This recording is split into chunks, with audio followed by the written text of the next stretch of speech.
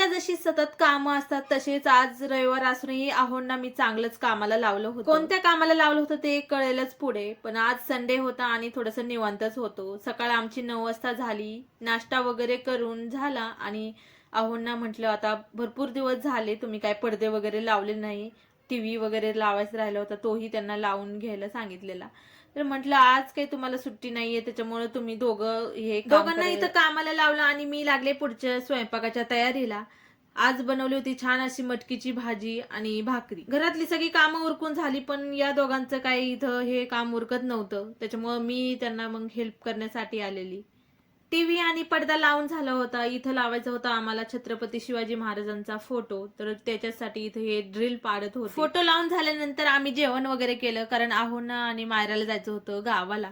दोघांची तर कामं संपली होती पण माझी कामं आताशी सुरू झाली होती बाकीचे.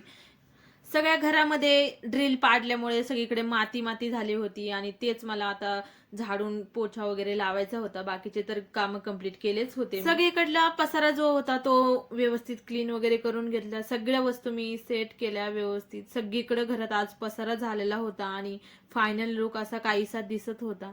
आता वाजले होते संध्याकाळचे 5:30. माझ्याकडे काही सेम कलरचे पडदे अवेलेबल नव्हते पण जे होते तेच आम्ही इथं हॉलमध्ये लावून घेतले होते आणि बेडमध्ये पण आम्ही 2 ठिकाणी लावलेले पडदे.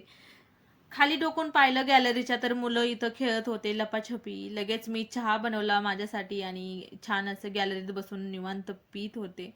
थोडासा वेळ मी गॅलरीमध्ये निवांत बसून राहिले. खूप थकल्यासारखं झालं होतं. 8 वाजता आहो आले आणि येताना आहोंनी चिकू आणले होते. गावाला आमचे 2 झाडं आहेत. भरपूर सारे चिकू येतात. जेवण झाल्यानंतर आहोंना कोमट पाणी करून दिलं चिकू धुण्यासाठी कारण त्याच्यावर खूप सारा असा चीक असतो चिकू. त्यांना म्हटलं उद्या मी धुवून ठेवते चिकू. तर त्यांना जसा भरोसाच नाही माझ्यावरती तसं ते स्वतःच बसले धुण्यासाठी. ठीक आहे म्हटलं धुवा आज खूपच काम करू वाटले तुम्हाला.